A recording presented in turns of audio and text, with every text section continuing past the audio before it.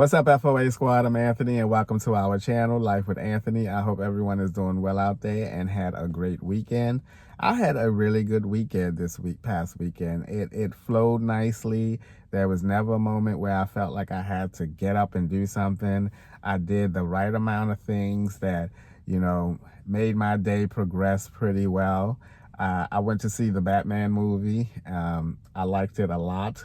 Someone in the comment mentioned that it was a really good movie and it did not feel like it was a 3-hour movie at all, but it felt like a 3-hour movie to me. I enjoyed every bit of it though, but it did feel like I was in there 3 hours though. But I'm not really a huge fan of those franchise movies like the DC, Marvel, and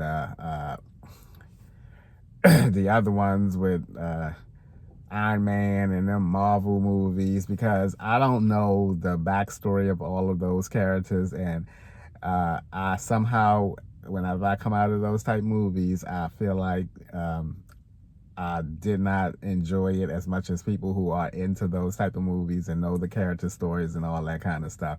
But I did really enjoy the Batman movie. It had a nice flow to it. The action was pretty good and not corny, and I really did enjoy it. Also, moving on, guys, Planet Fitness. Let me tell you, Planet Fitness is having issues with their hot water system there. The water takes a really long time to get hot, and then when it gets hot, it only stays hot for about 2 minutes, and then it reverts back to being cold water. I don't like cold showers under any circumstances. Under any circumstances, I do not enjoy being under cold water when I'm taking a shower, and Planet Fitness is having issues right now. So I'm going to be, for the next couple days, maybe even this entire week, going up to driving up to LA Fitness and using their shower. Hopefully their water system is working properly.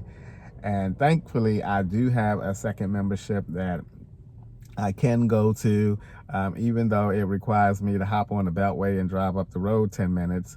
It's still a good second choice. Planet Fitness is just 2 blocks down the street from where I park, so it is definitely a lot more convenience, but I'm just gonna go to LA Fitness this week and work out and shower there and give Planet Fitness a few days to sort that out. Also, what I want to talk about is my decision on my next vehicle. I know I have had this conversation many times, but I did have a really good conversation with one of my best friends over the weekend, because she is kind of in the same gray area that I am in. She wants to have a decent car at the time of her retirement. And we're like, this is probably the year to get something different so that when you reach retirement, because if I keep this vehicle, it would be 10 years old when I get to retirement age. I would like something a little less older than that. I'd rather have a car that's 5 years old at the time of retirement than a car that's 10 years old, and then try to keep that car as long as it will go. So that's what I'm going to be doing this year once I pay this car off. I'm really excited, but not that anxious. I think I have calmed down with that whole anxious part of it, because I'm going to have this car paid off at the end of July, no later than the end of August. But the way I foresee it now, it will be at the end of July. And then I can get a different vehicle shortly after that. Now, the vehicle that I am heavily leaning towards is an SUV, another SUV. Now, I know for a lot of you, you're probably thinking, why not just get an RV? Why not just get something you can stand up on? And we've had this conversation many times over. Being able to stand up has never been a priority of mine. I've been in the van life now for many years collectively, and I've never had the desire to, or that was never my primary reason for wanting to spend that money just to be able to stand up in a vehicle. Right now, I have to really think smart. I really have to think of what situation is going to continue to keep me in a situation that will allow me to save the most money. And buying a stand-up vehicle, the cost of it plus the cost of building it out, and I know people gonna be like, oh, it don't cost that much, oh, you can build it out over time. I i don't want to do that, you know.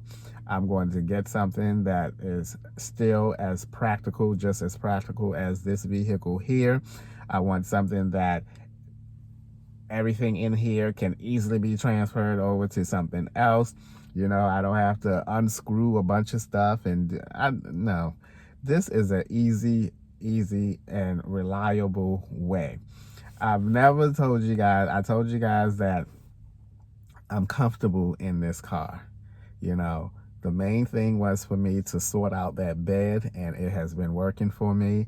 I still have the incline, but at least the mattress is thick, it's firm. I don't really feel the incline as much prior to getting this latest mattress that I bought. So I'm okay. I'm okay, you know. And I'm cooking in here more than I've ever imagined that I would be cooking in this car. And that's all I need. That's all I need to be able to sleep, take a pee, and cook whenever I want to. And that's all. That's the three things that I need. That's all I need. I don't need to be able to do anything other than those three things. Those are my three essential things to be able to do in any type of vehicle that I live in. So this vehicle is technically not an SUV. It's called a crossover. And a crossover is just a smaller version of a full-size SUV. Like a Hyundai Tucson, what I have, a Nissan Rogue, a Honda CR-V. Those are called crossovers, not SUVs. An SUV is more like a full-size SUV, like a Ford Explorer, a Chevy Tahoe. Those are SUVs, and those are what I'm going to be looking for. Something that is definitely going to be more costly. Excuse me, more costly. Like they're up in the 45,000, 40,000 range, and some of them are a lot higher than that, but I won't be going that high. But the thing that I have that will benefit me and on my side is that this car will be paid for. Right now, Kelley Blue Book says that this car is valued at a low of 14,000 and something, and a high of 16,000. And then it has a little middle diagram that shows that ideally 15.5 is the ideal point for this car.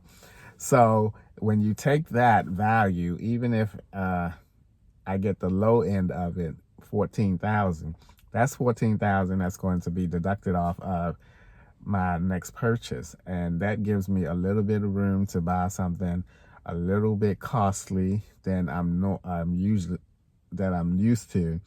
But once this value of this car is taken off, hopefully it'll take me down to really closer to what I'm used to spending on a vehicle. So I'm excited about that I have that choice, and you know, it gives me a little more choices to be able to afford. So excited about that. And the main thing that I'm going to be looking for when searching for my next vehicle is that back seats, that those seats lay down flat. That is going to be a plus, a priority for me, to make sure that those back seats lay down flat so that I can have a flatter surface than what I have now. I like the idea of an SUV because they are bigger. They are so much bigger than this crossover. The roof is higher. I'm definitely going to get one with a sunroof on it.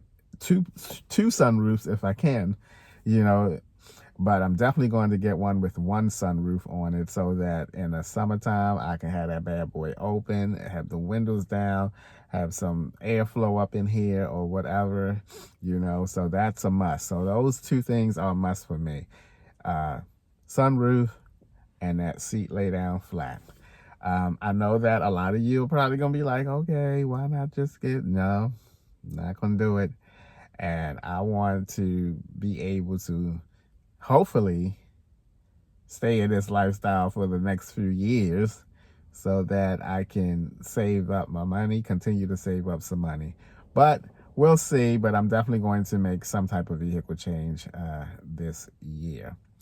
All right, guys. So the next thing I want to update you on are the instructional videos.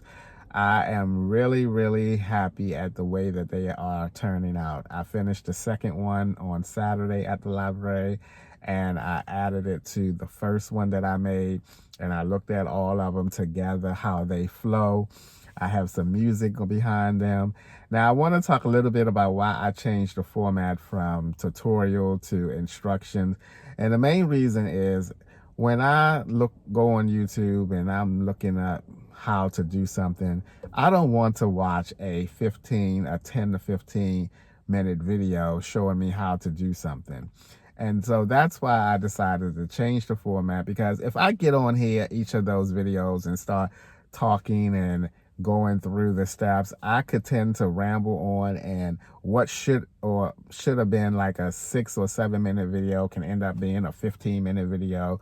And who wants to watch 4 15-minute videos each time they want to learn how to do something? So this way, the videos are about 2 to 3 minutes long, and they are just that, instruction videos. You have whatever device that you're going to be doing your editing or whatever you are going to be doing in front of you, and you just follow the steps. I love the way they are turning out. I'm very, very pleased, and I cannot wait for you guys to see them. I'm hoping to finish the third one this week and the final one no later than next week, and have them up for you at the end of next week. They're going to be 4 segments that will make up one video, and then I'll start working on another segments, start working on the next set of segments for the next video. So the video may end up being somewhere between 7 and 8 minutes long, maybe somewhere around there. So you're going to learn how to do 4 different things in one short video. And that's how it should be. You don't want to watch an hour video, you know? And so you're going to basically be able to take what you are learning in this instruction video and be able to get a base start, you know, and then you can start learning how to do other things. So I would say that this video that I'm putting together will definitely give you a good groundwork where you can learn how to do other things and branch out and get your skills up a little better. So I love the way they're coming out. I do. I love the way they're coming out. They're a pain in the butt to do, but when I looked at it, the two of them put together, I tell you, I was very proud of myself. I was like, they're going to like these. They're going to like them. They're short. They're to the point. Not going to take up a lot of your time. And that's how it should be when you're looking at how to do something. And that's it. That's all I think. I will be start mailing out the magnets. I did order some more of the black envelopes or the black mailing bubble things out. I should be getting those tomorrow, I think. And then I will go ahead and start. Now, that's going to be a slow process because, you know, I got to handwrite everybody's address down. I should be sending those of you who are within the 30 to responding to your comments that you are one of the 30. I do also have the circle ones too. So after I finish off the other ones that I have, I'm gonna send out the circle ones too, because I still have I will have some more envelopes left over that I can send those out as well, but I'll do the other ones first. Or if you prefer to have a circle one, those of you who are in the 1 through 30, I'll send you a circle one. Doesn't matter to me. But anyway, guys, that's going to be it for today. Things are pretty much quiet here on the home front for me. Not a lot going on. I kind of like that, you know, because when there's not a lot going on, my mind don't have to start racing about things and stuff. But all right, that's going to be a wrap for today's video. As always, thank you guys for taking a few minutes out of your day to watch my videos. I appreciate you guys, you know that, and I'll see you guys the next time.